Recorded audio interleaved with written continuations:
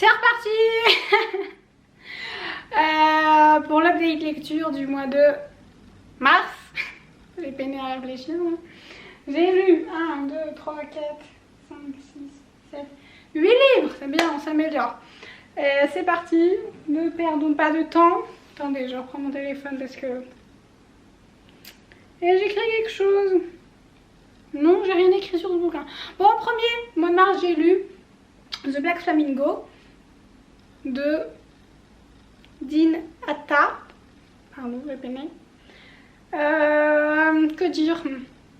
Je pensais plus aimer que ça. Je lui ai mis 3. Non, j'ai pas mis de notes. Attendez. Donc, je vais voir ailleurs. Je lui ai mis 3 étoiles. Que dire? C'est un livre qui est... C'est du contemporain young adulte. Qui est écrit en vers, bref.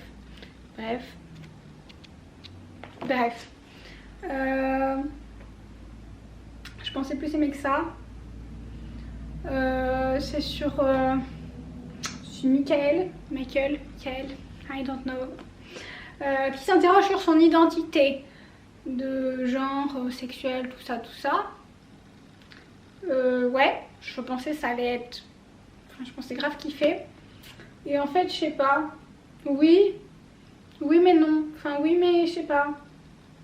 Je sais pas comment dire, j'étais un peu... Enfin, soit j'avais trop d'attentes, soit j'étais un peu... Soit je sais pas. Après, c'est le côté aussi envers, c'est que... Enfin, je sais pas. Genre peut-être le côté envers qui m'a pas finalement aidé à aimer, je ne sais pas. Après c'est bien, je pense que c'est un livre important à lire pour se cultiver quand on n'y connaît rien. Et puis on grandit avec lui, non, il grandit avec nous, je sais pas comment on dit. Bref, au début il a, je sais pas quel âge il a. On le suit, je sais pas, peut-être quand il est petit. Ouais, parce que quand il était petit jusqu'à la fac, donc on voit l'évolution, les questions qui se posent, tout ça. J'ai lu le tome 2 de La Porte du Roi, en trêve scellée, du coup, vu que j'avais adoré le tome 1. Que dire? Je vous ai pas dit dans le vidéo d'avant. Il y a surtout et principalement une histoire de vengeance. En fait, ils vont... Ehsan et Shahin vont arriver à faire une sorte de pacte, à travailler ensemble, on va dire, parce que Ehsan est animé par la vengeance. Bref, donc son but ultime, entre guillemets, c'est se venger de ce qui est arrivé dans le tome 1. Bref, donc on l'avait déjà un peu dans le tome 1 qu'elle travaillait à sa vengeance, mais là voilà, on va dire c'est plus concret. Par contre, enfin, là on change d'ambiance. Elle se retrouve dans le harem du prince Shahin, du coup, et voilà. C'est un nouveau cadre, et voilà, il y a ça. Ensuite là par contre on va enfin sortir de la Porte du Roi. Genre on va découvrir le monde extérieur parce que il se passe des trucs. Ne spoilons pas tout. Voilà. Donc voilà, on va suivre plein de choses, plein d'aventures et trucs et machin. Toujours des complots, ça même dans le tome 1, enfin des complots à ne pas savoir quoi en faire. Genre beaucoup d'émotions dans le tome 1 quand même pour notre petit cœur. Là, oui, ouais. Après là il y a la relation du coup entre Ehsan et Shahin qui rentre plus dans la romance, mais j'étais plus du tout aussi à fond que le tome 1. Alors pourquoi, comment? Est-ce que c'est parce que j'ai voulu enchaîner trop vite? Je ne sais pas. Il y a aussi peut-être le fait que genre le point de vue, comment c'est écrit, c'est une sorte de point de vue omniscient, donc on sait tout ce que tous les personnages pensent. Et je me demande si c'est pas ça qui a fait un peu que j'étais pas aussi à fond dans la romance que quand le personnage c'est en mode jeu, que là c'est en mode Ehsan pense ça, Ehsan ressent ça, machin, Shaheen machin.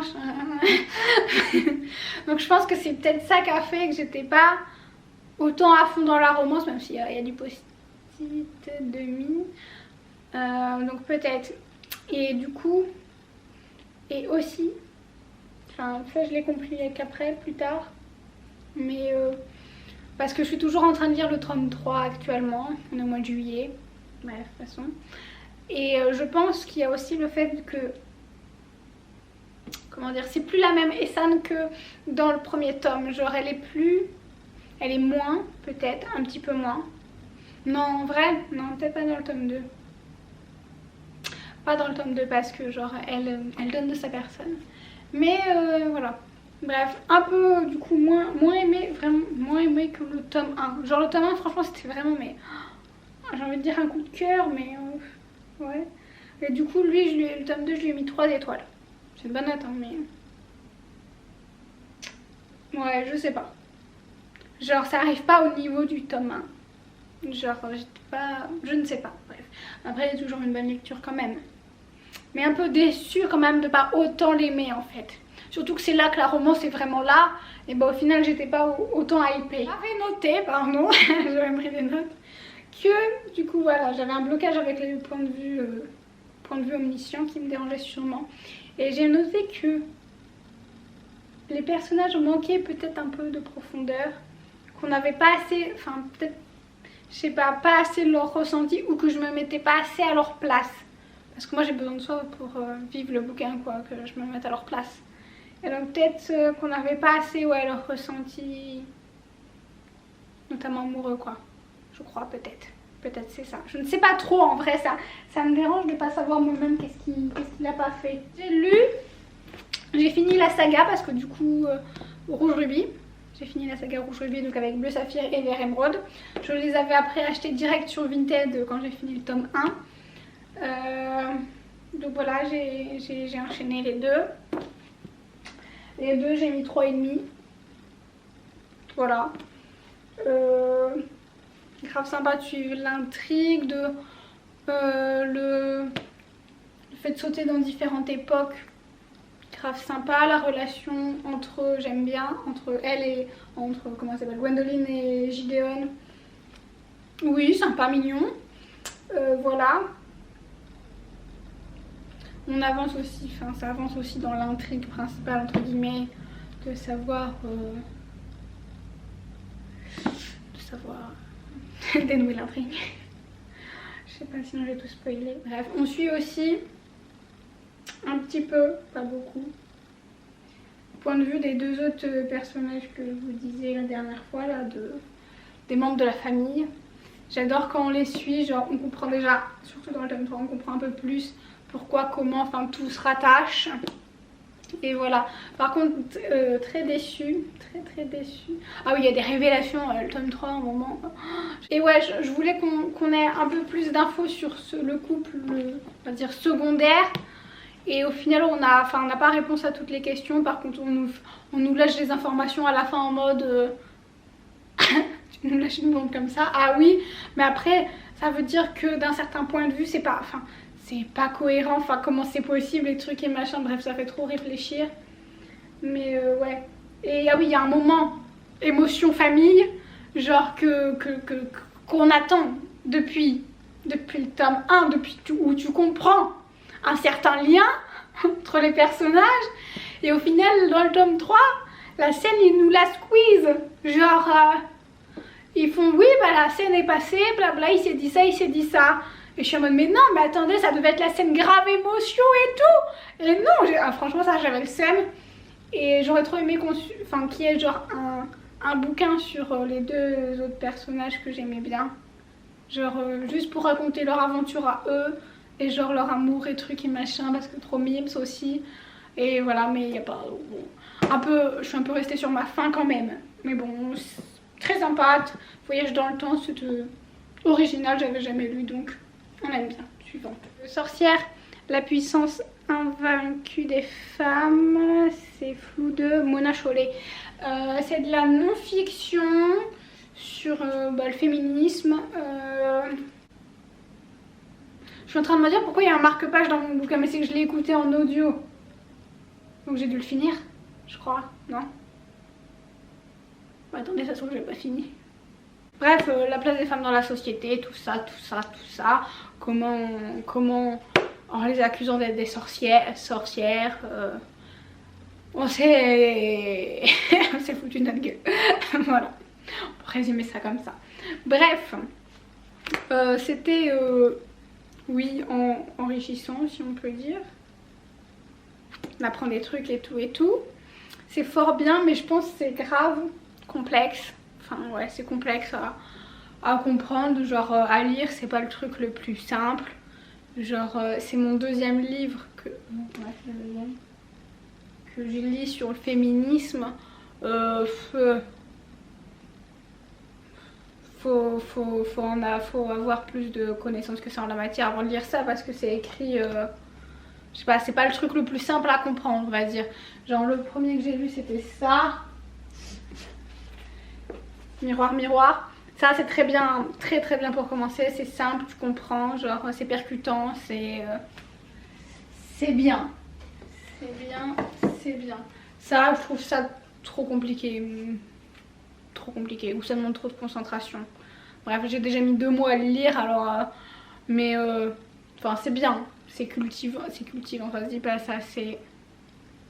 Tu apprends des trucs, mais un peu compliqué à comprendre. Faut avoir les neurones connectés, on va dire.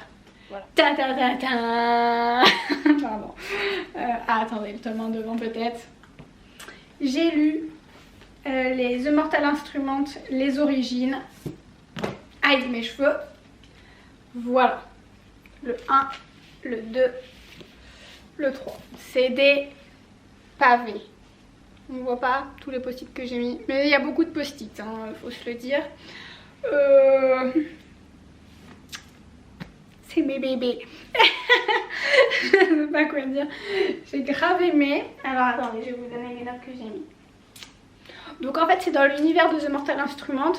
Ça se lit plutôt entre certains tomes de la saga principale. Donc moi il me reste le tome 5 et 6 de la saga principale à lire. Voilà, je les ai toujours pas lus, mais... Bref, j'ai lu ceux-là. Qu'est-ce que j'ai à dire? Je ne sais pas. Le premier tome, je lui ai mis... Attendez, c'est lourd. Je lui ai mis 3,5. Voilà, c'est ce que je disais. J'avais peur que ça ressemble beaucoup trop à la saga principale.